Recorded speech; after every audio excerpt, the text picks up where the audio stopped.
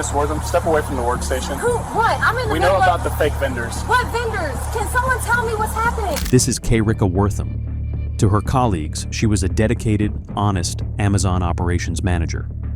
To investigators, she was the calculated mastermind behind a $9.4 million fraud scheme. You need to come with us right now. Come with you where? I'm at work. I haven't done anything. You can't just... What are you even talking about?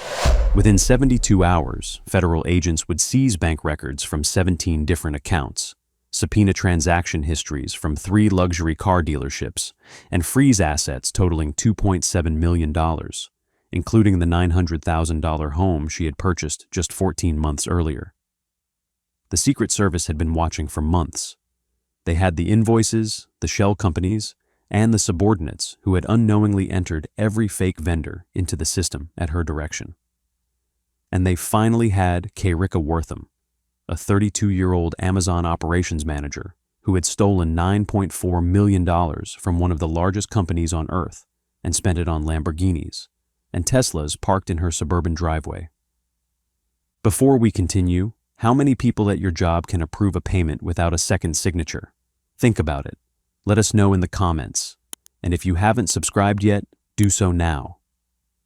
K-Rika Monet Wortham was born in the summer of 1991 in East Point, Georgia, a working-class suburb just south of Atlanta, where the runways of Hartsfield-Jackson International Airport shake the windows of every house within 5 miles. Her father, Roosevelt, worked as a cargo handler for Delta Airlines for 23 years, loading and unloading luggage in the sweltering Georgia heat, coming home with aching shoulders and grease under his fingernails. Her mother, Janelle, was an administrative assistant at a medical billing company in College Park, processing insurance claims for doctors who never learned her name.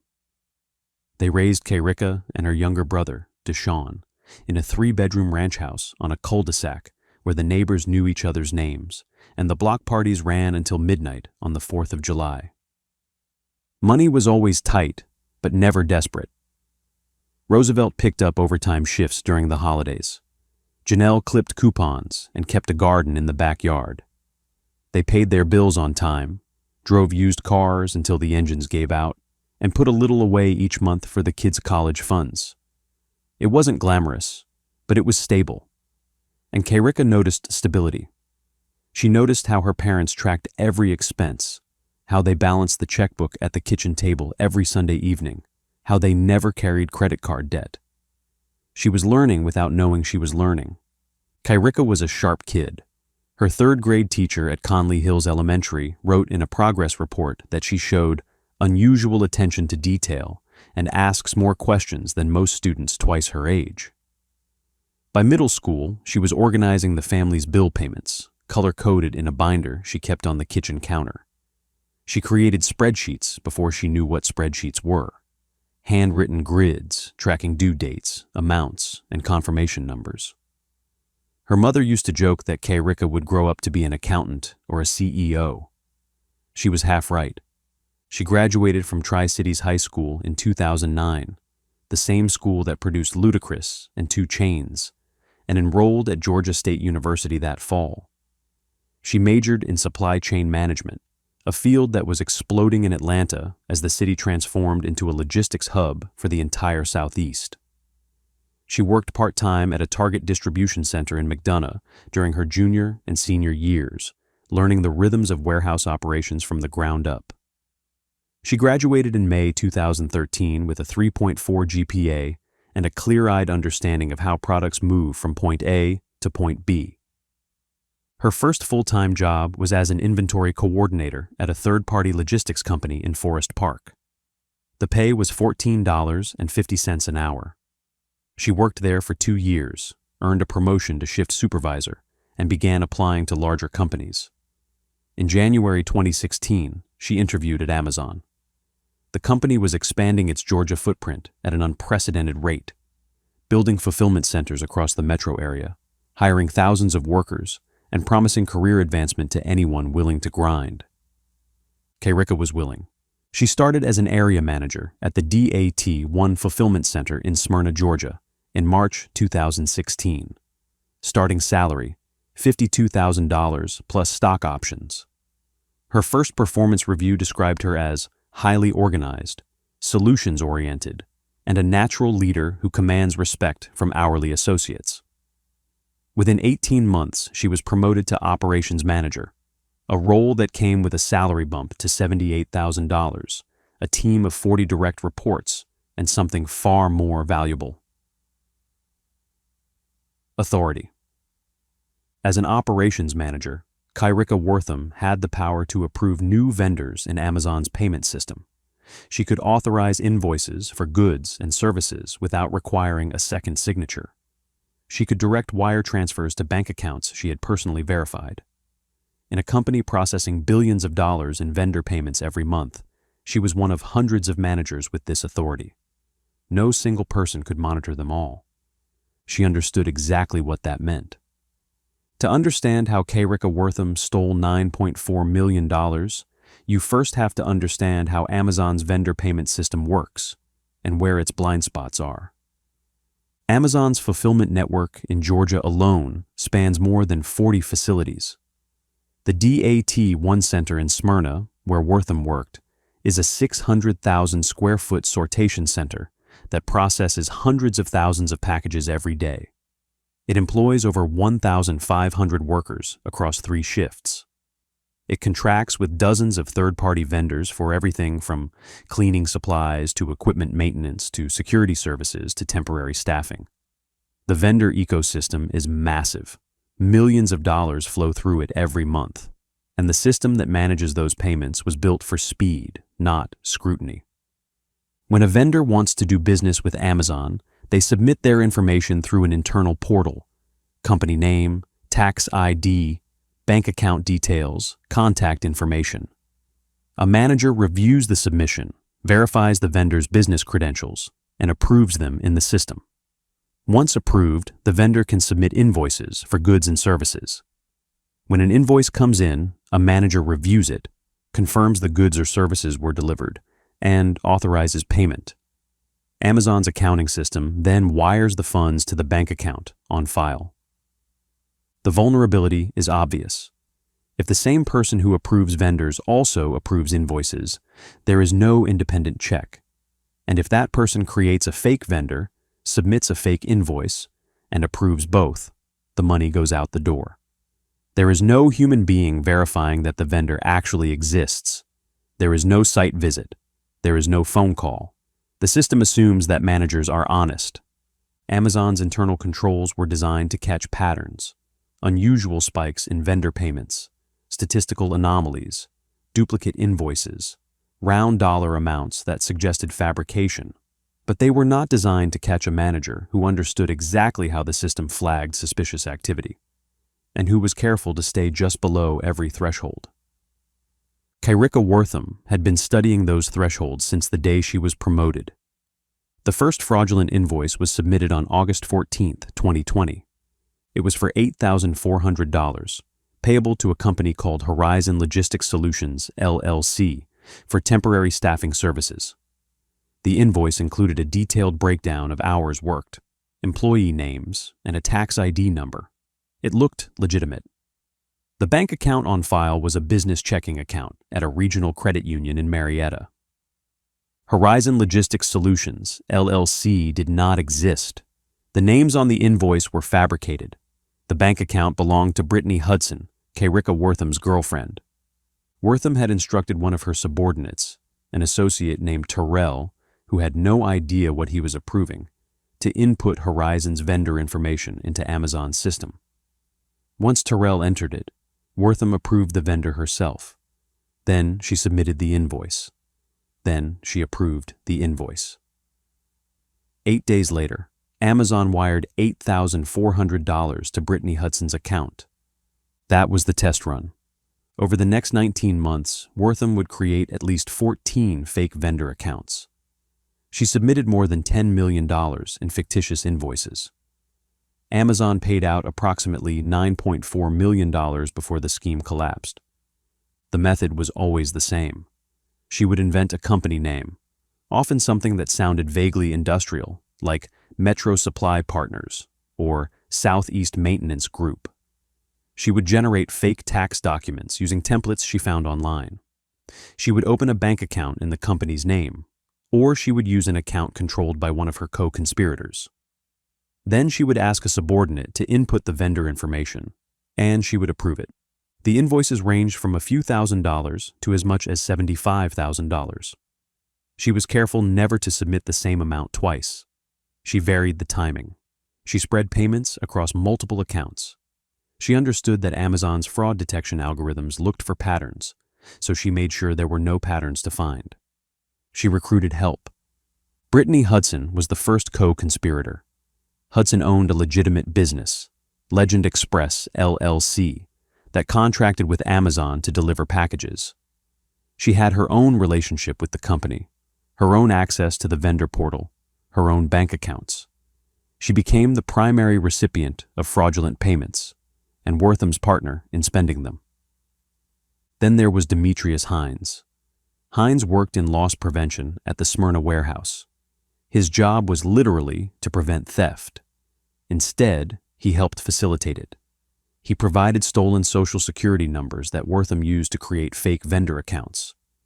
He purchased the numbers from a man named Jaquan Frazier, who purchased them from a man named Daryl Burgo. The identity theft added federal charges to everyone's eventual indictment. Laketia Blanchard was a senior HR assistant at Amazon. She gave Wortham the names and Social Security numbers of her own relatives to use for fake vendors. Her family members had no idea their identities were being used to steal millions. And finally, there was Jamar James Sr., another operations manager at Amazon's facility in Duluth, Georgia. James had the same approval authority as Wortham. When she brought him into the scheme in late 2021, the operation doubled its capacity. James continued approving fake invoices even after Wortham left the company in March 2022. The money disappeared fast. In December 2020, Wortham and Hudson purchased a 4,200 square foot home in Smyrna for $918,000. They paid cash. The real estate agent later told investigators she had never seen buyers under $35,000 pay cash for a home that size. She assumed they had family money. She did not ask questions. In January 2021, Wortham bought a 2019 Lamborghini Urus for $247,000. She drove it to work and parked it in the employee lot, next to the Hondas and Toyotas her subordinates drove. In March, a 2022 Tesla Model X. In June, a 2018 Porsche Panamera. By the end of the year, the driveway of their new home looked like a luxury car dealership. The neighbors whispered. No one said anything directly. Demetrius Hines was spending too. He bought a 2021 Ford F-150 Black Widow Edition, a 2013 Ford Shelby Mustang, a Rolex day-date watch, a diamond bracelet, and a diamond necklace. He was making $65,000 a year in loss prevention. His lifestyle suggested otherwise. When colleagues asked how he afforded the watch, he said he had a side business flipping cars. No one checked. The spending was reckless. The confidence was absolute. They had stolen nearly $10 million from one of the most sophisticated technology companies in the world, and no one had noticed. Every month that passed without consequences made them bolder. Every invoice that cleared made them feel invincible.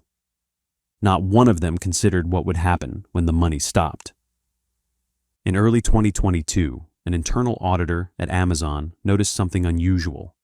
A vendor called Premier Facility Services had submitted 17 invoices over a 6-month period, totaling $412,000. The invoices were for janitorial services at the Smyrna facility. But when the auditor cross-referenced the payments against the facility's actual cleaning contracts, Premier Facility Services didn't appear anywhere. There was no record of them ever providing services. There was no contract. There was no point of contact. The auditor flagged the account. Then she ran a broader search.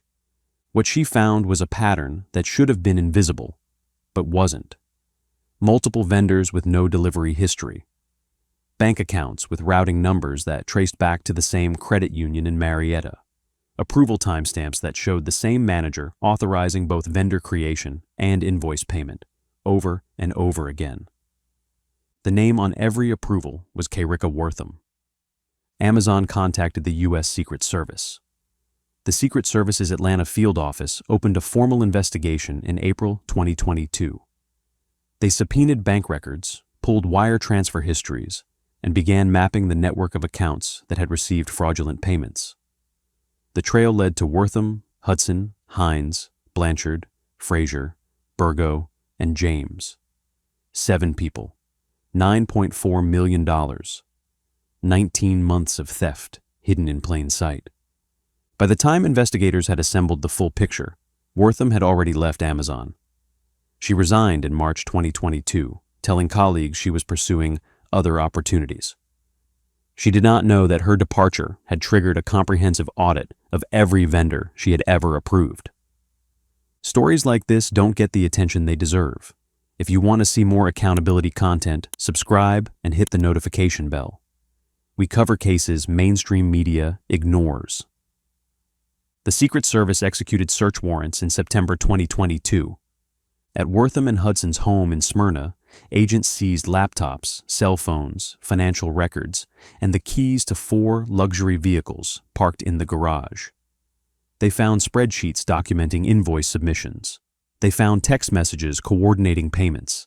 They found bank statements showing deposits that matched, to the penny, the amounts Amazon had wired to fake vendors. The evidence was overwhelming. Investigators recovered communications between Wortham and Hudson that laid out the entire operation. Brittany, March 14, 2021. Just hit, check the account. Kayrika, how much this time? Brittany, 47,000, we good. Kayrika, already looking at that Porsche. There were similar messages between Wortham and Hines, between Hines and Frazier, between Hudson and James. The co-conspirators had communicated openly, apparently confident that no one was watching. The smoking gun was the bank routing numbers. Every fake vendor that Wortham had created used a bank account that could be traced directly to her, Hudson, or one of the other defendants. The money flowed from Amazon's corporate accounts to shell companies, to personal accounts, to car dealerships and real estate agents. There was no ambiguity. There was no plausible alternative explanation. On September 22, 2022, federal agents arrested Kayrika Wortham at her home. Brittany Hudson was arrested the same day. Demetrius Hines was taken into custody at the Smyrna warehouse, in the loss prevention office where he had spent years supposedly protecting the company from theft. The arrest happened on a Wednesday morning. Wortham was in the kitchen of her Smyrna home, still in pajamas, when she heard the knock. She opened the door, expecting a package delivery. Instead, she found 4 federal agents in tactical vests, badges displayed, hands resting on holstered weapons. Kayrika Wortham? Yes. Can I help you? United States Secret Service. You're under arrest for conspiracy to commit wire fraud. Turn around and place your hands behind your back. She didn't move. Her eyes went to the Lamborghini in the driveway, then back to the agents. Wait, there has to be a mistake. There's no mistake, ma'am. We have warrants for your arrest and for the search of this residence. Turn around. Please, just let me explain. I can explain everything. Ma'am, we're past explanations. Turn around now. Her voice cracked. I was going to pay it back. I just needed more time. Please, I have family. The agent stepped forward. Turn around and place your hands behind your back. You have the right to remain silent. Anything you say can and will be used against you in a court of law. The cuffs clicked shut. Kayrika Wortham, operations manager, homeowner, Lamborghini driver, was walked out her own front door in handcuffs, past the Tesla in the driveway, past the neighbors watching from their porches, and into the back of a federal vehicle. She would not return to that house as a free woman. On November 30th, 2022, Kayrika Wortham pleaded guilty to 1 count of conspiracy to commit wire fraud in the United States District Court for the Northern District of Georgia. The prosecution presented evidence of 247 fraudulent invoices submitted over 19 months. They documented $9,469,731.45 in stolen funds. They traced payments to 14 shell companies, 17 bank accounts, and 5 luxury vehicles. They submitted testimony from Amazon employees who had unknowingly processed the fake vendors at Wortham's direction. The defense offered little in mitigation. Wortham's attorney, Preston Albright, argued that his client had no prior criminal history and had cooperated with investigators after her arrest. He requested a sentence at the lower end of the federal guidelines. Chief U.S. District Judge Timothy C. Batten Sr. was not persuaded. "Ms. Wortham," Judge Batten said at sentencing, "you occupied a position of significant trust at one of the largest companies in the world. You exploited that trust systematically, recruiting others into your scheme, stealing nearly $10 million, and spending those stolen funds on a lifestyle you had not earned. When you were caught, you pleaded guilty. But the scope and duration of your crimes, and your role as the leader and mastermind of this conspiracy, require a sentence that reflects the seriousness of what you did." He continued, "The vendor payment system you exploited was built on trust. Amazon trusted its managers to verify vendors honestly. Your subordinates trusted you when you asked them to input information. The company trusted that its loss prevention employees were protecting it, not robbing it. You betrayed every one of those trusts, and you did it for Lamborghinis." Kyrica Wortham was sentenced to 192 months in federal prison, 16 years. She was ordered to pay $9,469,731.45 in restitution to Amazon. The court ordered forfeiture of $2.7 million in seized bank accounts, the $918,000 home in Smyrna, the Lamborghini Urus, the Tesla Model X, the Porsche Panamera, the Dodge Durango, and the Kawasaki motorcycle. Everything she had bought with Amazon's money was taken back. But Kyrica Wortham was not finished committing crimes. While out on bond awaiting sentencing, Wortham and Brittany Hudson decided to open a hookah lounge in Midtown Atlanta. They approached a franchising company called CRU about licensing the concept. CRU conducted due diligence and discovered the pending federal fraud charges. They asked Wortham and Hudson to explain. The two women lied. They claimed the charges had been dismissed. To support the lie, they emailed CRU a set of court documents that appeared to show the case had been thrown out. The documents bore the signature of Chief U.S. District Judge Timothy C. Batten, Sr. They included the seal of the clerk of court. They looked official. They were forgeries. Wortham and Hudson had fabricated federal court documents and forged the signature of the same judge who would ultimately sentence them. When CRU's lawyers verified the documents with the court and discovered they were fake, they reported the fraud to federal prosecutors. Wortham's bond was revoked. She was taken into custody immediately. Additional charges were filed for forging the signature of a federal judge and defrauding CRU. In October 2025, she pleaded guilty to the forgery charges. She is scheduled to be sentenced on those counts in March 2026. Brittany Hudson went to trial. In March 2026, a federal jury convicted her on all 30 counts.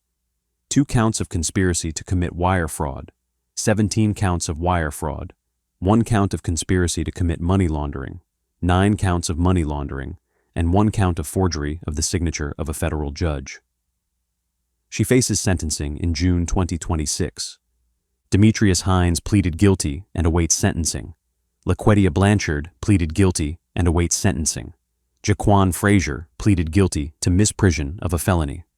Jamar James Sr. was indicted, and his case remains pending. Daryl Burgo was charged with conspiracy, access device fraud, and aggravated identity theft.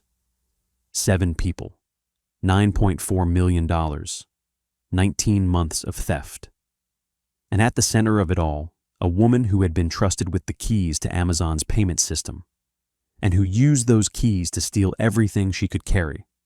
Kayrika Wortham is currently incarcerated at the federal prison camp in Alderson, West Virginia, the oldest women's federal prison in the United States, known to some as Camp Cupcake.